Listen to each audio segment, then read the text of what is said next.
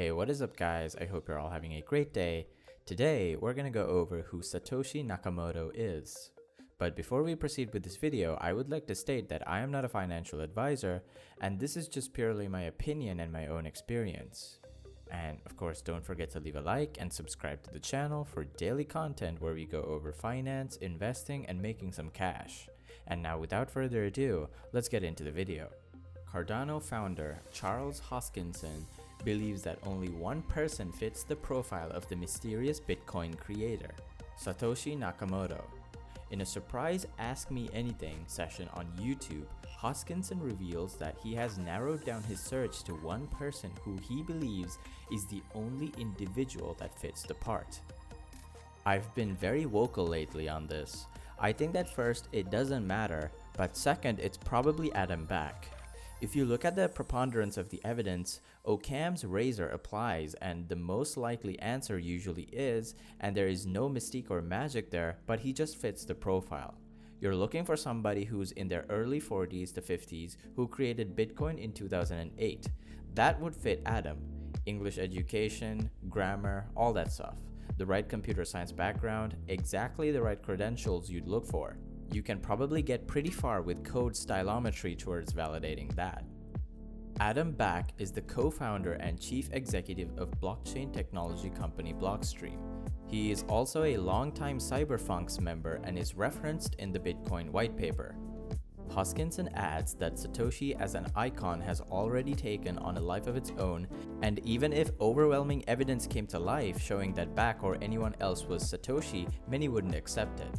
But even if there was great evidence that it was him, because Satoshi's become an icon, it's physically impossible for anyone to be Satoshi because a clique of people would also disagree with that and say, no, he's an imposter, or she's an imposter. So Satoshi's become effectively untouchable at this point. No one can become that person, but real life, probably Adam Back.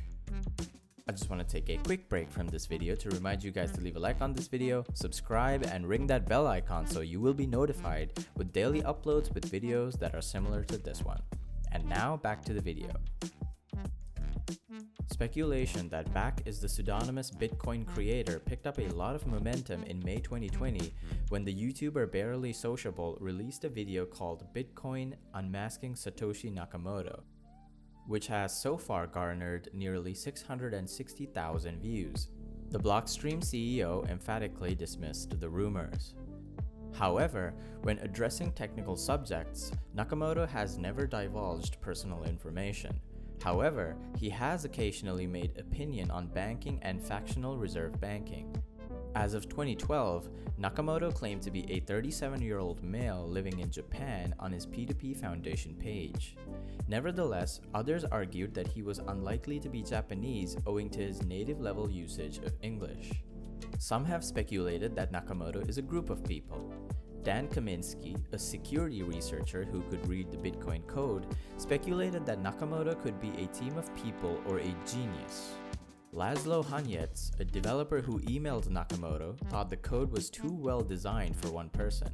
He was a good coder, Gavin Anderson remarked of Nakamoto's code. The use of British English in both source code comments and forum postings, such as the expression hard, terms like flat and maths, and spellings like grey and color, led to speculation that Nakamoto, or at least one member of the consortium claiming to be him, was of Commonwealth origin. Some speculated that the reference to London's Times newspaper in the first Bitcoin block, mined by Nakamoto, indicated a special interest in the British government. Stephen Thomas, a Swiss software engineer and active community member, graphed the timestamps for each of Nakamoto's Bitcoin forum posts, and there are over 500 of them. The chart revealed a steep decline to almost no posts between 5 a.m. and 11 a.m. Greenwich Mean Time. This occurred between 2 p.m. and 8 p.m. Japan Standard Time, indicating an atypical sleep schedule for someone claiming to live in Japan. This trend persisted even on Saturdays and Sundays, implying that Nakamoto was habitually sleeping at this time. And there are several possible identities. The identity of Nakamoto is unknown, but speculations have focused on various cryptography and computer science experts, mostly of non-Japanese descent. Hal Finney. Hal Finney was a pre-Bitcoin cryptographic pioneer and the first person other than Nakamoto himself to use the software, file bug reports, and make improvements.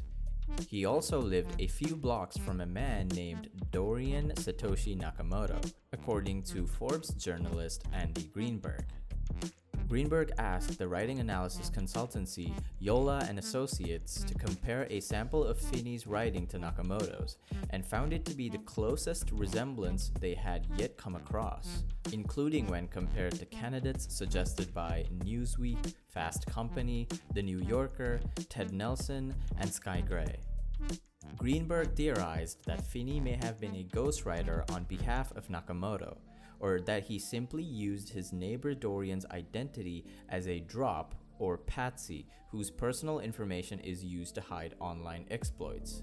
However, after meeting Finney, seeing the emails between him and Nakamoto, and his Bitcoin wallet's history, including the very first Bitcoin transaction from Nakamoto to him, which he forgot to pay back, and hearing his denial, Greenberg concluded that Finney was telling the truth.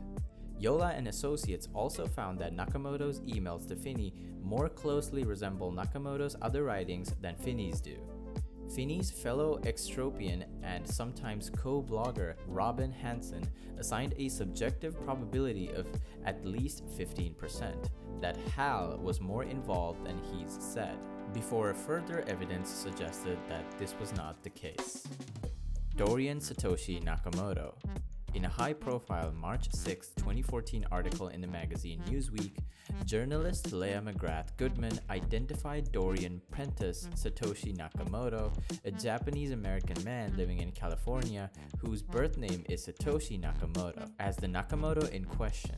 Besides his name, Goodman pointed to a number of facts that circumstantially suggest he was the Bitcoin inventor. Trained as a physicist at Cal Poly University in Pomona, Nakamoto worked as a systems engineer on classified defense projects and computer engineer for technology and finance information service companies.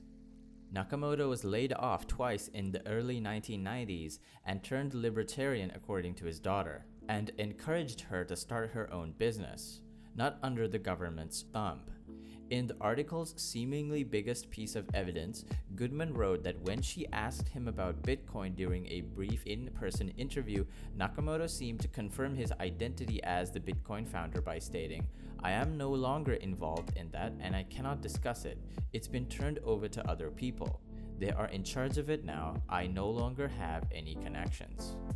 The article's publication led to a flurry of media interest, including reporters camping outside near Dorian Nakamoto's house and subtly chasing him by car when he drove to do an interview. Later that day, the pseudonymous Nakamoto's P2P Foundation account posted its first message in 5 years stating, "I am not Dorian Nakamoto." During the subsequent full-length interview, Dorian Nakamoto denied all connection to Bitcoin, saying he had never heard of the currency before, and that he had misinterpreted Goodman's question as being about his previous work for military contractors, much of which was classified. In a Reddit Ask Me Anything interview, he claimed he had misinterpreted Goodman's question as being related to his work for Citibank. In September, the P2P Foundation account posted another message saying it had been hacked, raising questions over the authenticity of the message 6 months earlier. But a quick disclaimer before I end this video though. I would highly advise you to make a brand new email in order to keep all of your information secure.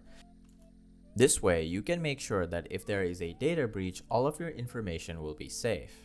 The reason that led me to include this disclaimer was because there has been a surge in interest for cryptocurrency and finance in general due to the pandemic, and with this sudden spike in interest, there has also been a spike in scams revolving around cryptocurrency. When you're looking into digital cryptocurrency companies and startups, experts recommend that you confirm that they're blockchain powered, which means they track detailed transaction data. Also, check that they have solid business plans that solve real problems. Companies should specify their digital currency liquidity and ICO rules. There should be real people behind the company. If the startup you're investigating lacks some of these characteristics, think through your choice even more carefully. You may be following a solid tip from someone with a lot of expertise, but still become a victim by accidentally visiting a fake website. There's a surprising number of websites that have been set up to resemble the original valid startup companies. If there isn't a small lock icon indicating security near the URL bar and no HTTPS in the site address, think twice. Even if the site looks identical to the one you think you're visiting, you may find yourself directed to another platform for payment. For example, you can click on a link that looks like a legitimate site, but attackers have created a fake URL with a 0 in it instead of the letter O. That platform, of course, isn't taking you to the cryptocurrency investment that you've already researched. To avoid this, carefully type the exact URL into your browser and double check it too. And with that, we've come to the end of the video. Thank you so much for watching all the way through to the end, and if you've made it this far, I want you to type in which country you're watching this video from in the comment section below. And if there are any topics that you would like for us to go over in a future video, leave a comment down below as well. And of course, if you learned something new from this video, don't forget to leave a like, subscribe, and turn on post notifications so that you won't miss a single upload. See you guys in the next video, and thank you for watching.